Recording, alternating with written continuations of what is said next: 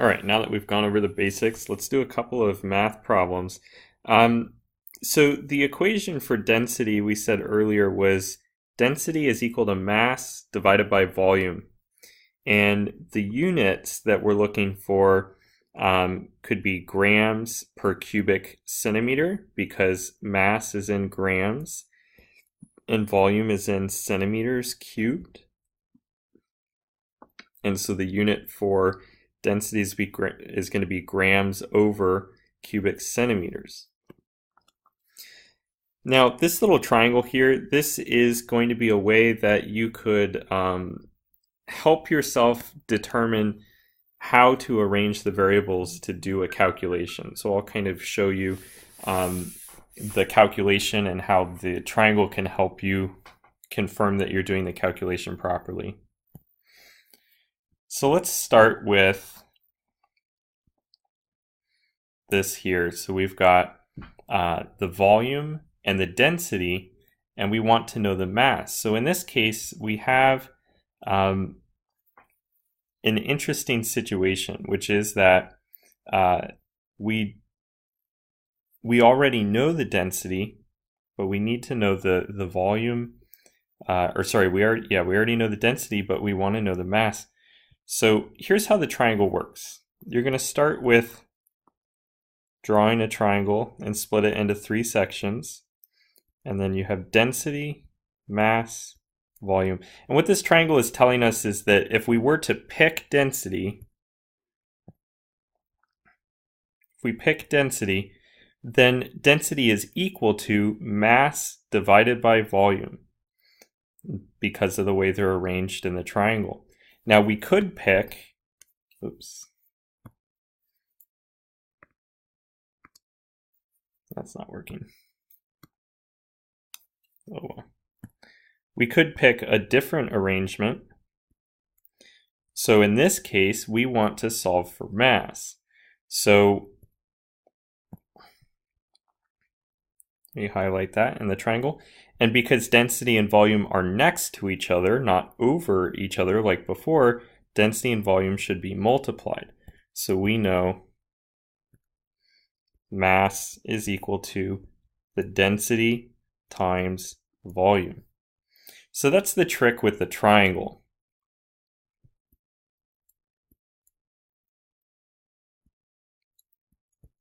Okay, so if we wanted to solve this algebraically like we would in a typical math class, then we could write our equation. So density equals mass over volume.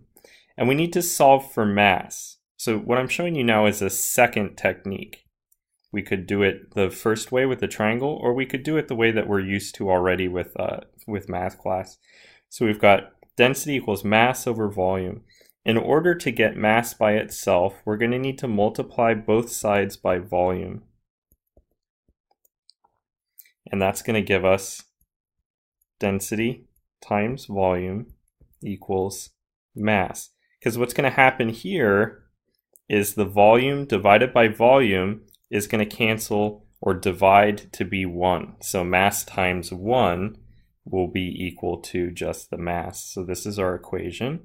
And we can plug in the values to find our answer. So let's look at our values here. So we've got the correct units. We need to make sure that these units are matching. So there's no dimensional analysis to do, and that's something we're going to cover in the next section. And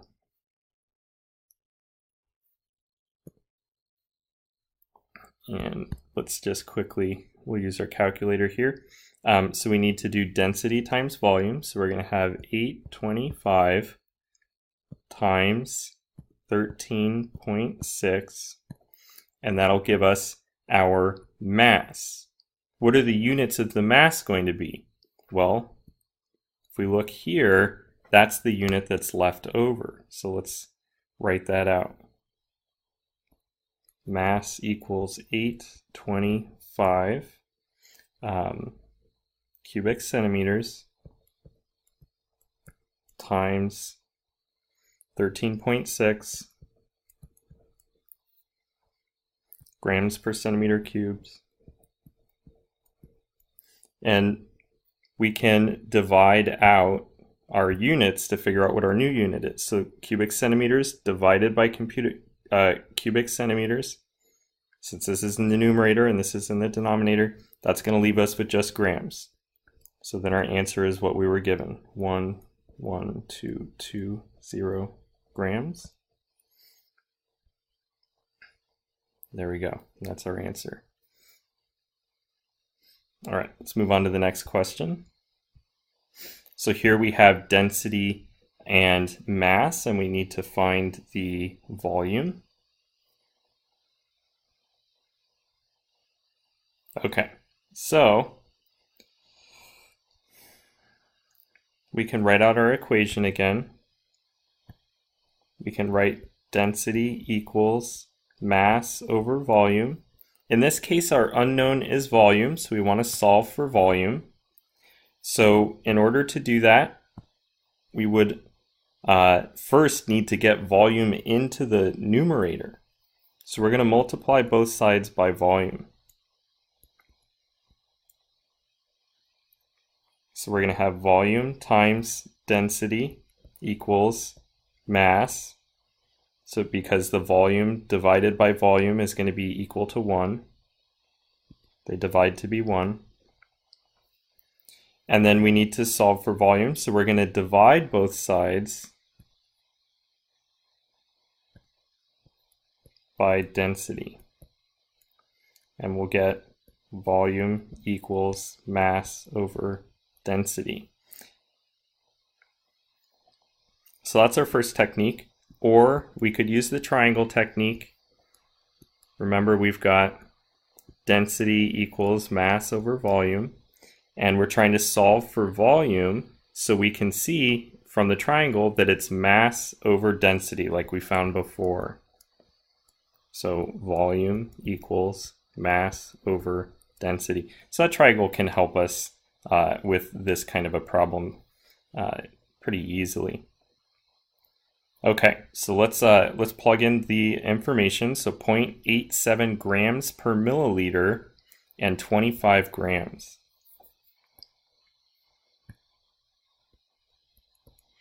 .25 grams divided by 0.87 grams per milliliter.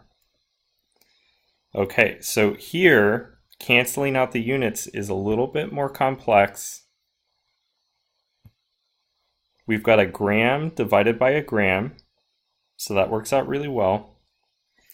And then what we're left with is 1 over milliliters, which is going to be milliliters. Or another way that we could look at this is we know the units for volume are milliliters.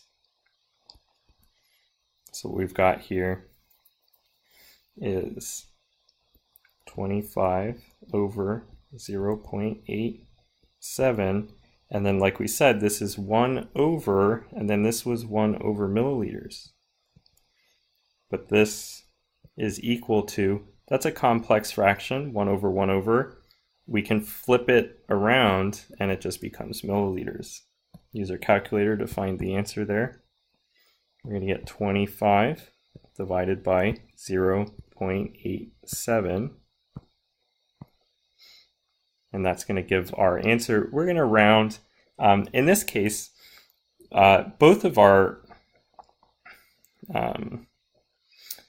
givens were given with 2 significant digits. So we could round to 2 significant digits in this case, or we could just choose to use the precision that was given here, so up to 2 decimal places. Either way is fine. I'm going to keep 2 decimal places, so we'll do 28.74.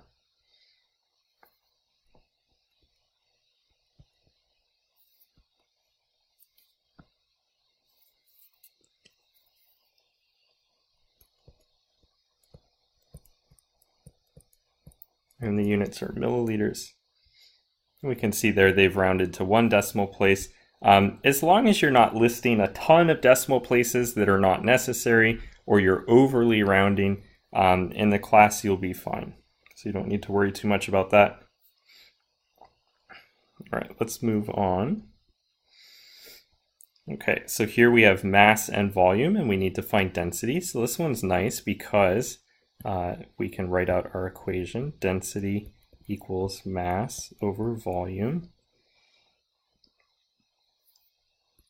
We don't need to do any manipulation, so we've got 620 grams over 753 cubic centimeters. And again, we'll use our calculator.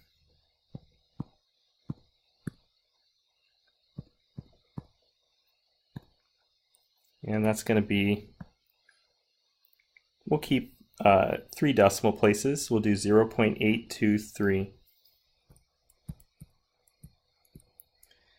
And the units are going to be grams per centimeter cubed. No units to cancel this time, so we just write it out like that. And we can see same answer over there. They've rounded to just 2 decimal places, but that's fine. All right.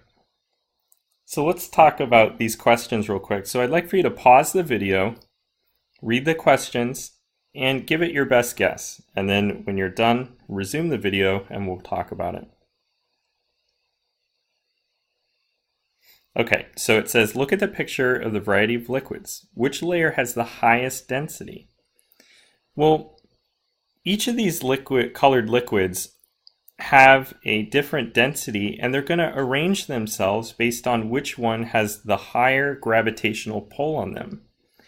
So something with a larger density that occupies roughly the same volume is going to have more mass because they have the same volume but higher density. So the thing with the largest mass is going to be down here at the bottom, and the thing with the least amount of mass or the least density, because they all kind of have the same volume here, is going to be up at the top. So this is going to be the lowest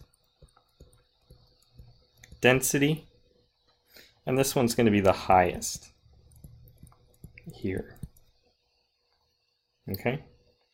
Now it says, imagine that the liquids have the following densities, and we need to just label them. So we know the lowest density is going to be up here, 3 grams per cubic centimeter, and then the next one would be 5 grams per cubic centimeter. And then the next one is going to be 6 grams per cubic centimeter. And the one that's the most dense is down here at the bottom, 10 grams per cubic centimeter.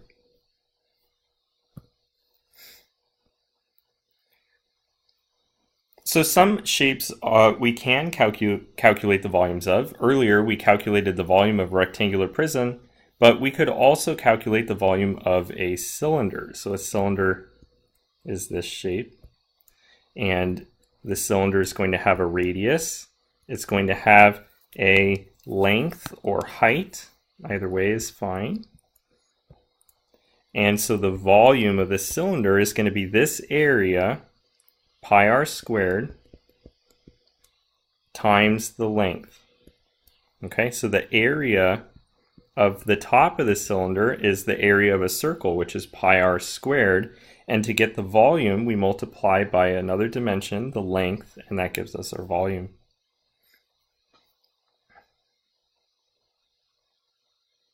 Now, if you're given the diameter and not the radius, then you need to divide by 2, because the diameter is 2 times the radius. And there we go. Once you guys are done watching this video, you're going to notice there'll be another page down here at the bottom with a few problems for you guys to work on in class. So you'll want to stop the video now and go and work on those problems. If you have questions, re-watch the video for the example that relates most closely to the question you have. Ask your sub, or you can email me.